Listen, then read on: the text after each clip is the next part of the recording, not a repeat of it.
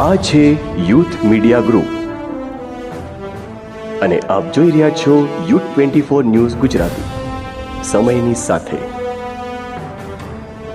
આપણા ઇન્ડિયા ગઠબંધનના આમ આદમી અને કોંગ્રેસના સર્વે મારા વડીલો અને મારા દૂર દૂરથી જેના થકી અમને સત્તા મળવાની છે, જેના થકી મને આ ખુરશી મળવાની છે, એ જે ભાઈઓને હું ખૂબ નમસ્કાર કરું છું. ભાઈઓ મારા, આ ચૂંટણી આપણા બધાની ચૂંટણી છે.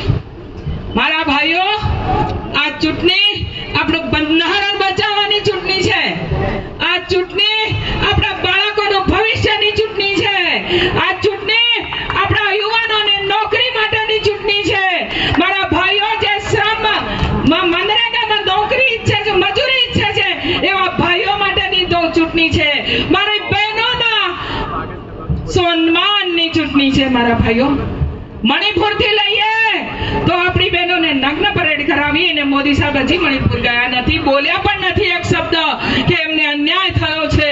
એ બહેનોના સન્માનની ચૂંટણી છે. મધ્યપ્રદેશમાં પેશાબ કાંડ થયો, આપણા આદિવાસી ભાઈ પર પેશાબ કર્યો, એના વિશે પણ કશું બોલ્યા નથી. એના સન્માનની ચૂંટણી છે. અને હું એમ કહું કે હમણાં એમના એક સાંસદ જોરદાર જે કંઈ બોલ્યા તે મારી બહેનોનું, ક્ષત્રિયાણી બહેનો એકલીનું અપમાન નથી કર્યું, એ આખી નારી શક્તિનું અપમાન કર્યું છે. મારા ભાઈઓ, આ એકલી નારી શક્તિનું અપમાન નથી, અમારા ભાઈઓનું પણ અપમાન છે. કેમ કે એ લોકો વ્યવહાર જેવો શબ્દ વાપરે છે. આનો બદલો તમે લેશો કે નહીં? લેશો કે નહીં? બધા હાથ ઊંચા કરીને કહો, હથેળીના પંજાના પેટીઓ ભરી દો કે જેથી આપણે આ બદલો લઈ શકીએ. આપણા યુવાનો રખડી રહ્યા છે. આ રાહુલજીના 5 વચનો તમે યાદ કરો. 30 લાખ જેટલી તો નોકરીઓ છે. આપણા ભાઈઓ પરીક્ષા આપીને થાકી ગયા. 100 દિવસની મનરેગાની રોજગારી આપવાની છે, પણ મારા ભાઈઓ જેસીબી થી કામ કરીને, જેસીબી થી ઉલેચીને પૈસા લઈ ગયા કે નહીં લઈ ગયા? મોંઘવારીમાં મારી બહેનોને ગેસનો બદલો 400 ને બદલે 1200 કરી દીધો, તેલ 200 ને બદલે 175 ને બદલે 200 કરી દીધું. એ મોંઘવારીને માટે લડવાનું છે.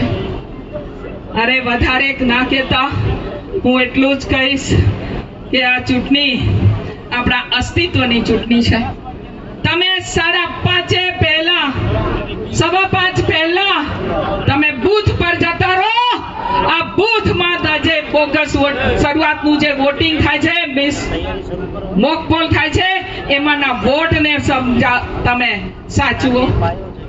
બપોરે 2 થી 5 માં તમે ઢીલા ના પડો. મારો ભાઈઓ, હું અપીલ કરવા આવી છું. લોકો ભાજપને વોટ નથી આપતા, બોગસ વોટોથી એ જીતે છે. આપણે રોકીશું કે નહીં? તો હું એટલું કહું કે હું એક છેલ્લી ચૂંટણી લડવા માંગુ છું. મારા બાપાએ મને 77 માં પરણી ત્યારે એમ કીધું, મારા બાપુજીને પૂછતા કોઈ કે છોરી કઈ પરણાવી છે, તો મારા બાપુજી એમ કહેતા પંચમહાલમાં પરણાવી છે. પહેલા પંચમહાલ કહેવાતું તો હવે દાહોદમાં પરણાવી છે. તો હું તમારી વહુ થઈ કે નહીં? તમારી બેન થઈ કે નહીં? તમારી કાકી થઈ કે નહીં? તો તમારે બધાએ મને છેલ્લે જેમ કોઈ નવી પરણેલી વહુ આવીને પાણી પીવડાવે ને તમે દાન દઈ દો, એવા વોટનો મારે જોડી ભરી દો મારા ભાઈઓ. જોડી તમે ભરી દો, મને જીતાડો. હું તમારો અવાજ બનીશ. આજે 10-10 કરોડ રૂપિયા સાંસદના પાછા જતા રહ્યા, એવા નહીં જવા દઉં.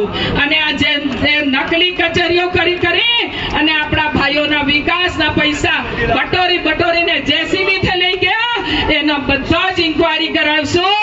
મને આપ સૌ એટલા વોટ આપો કે હું દિલ્હીમાં આપનો અવાજ બનો. આપ સૌએ મને શાંતિથી સાંભળી માટે આપ સૌનો ખૂબ ખૂબ આભાર.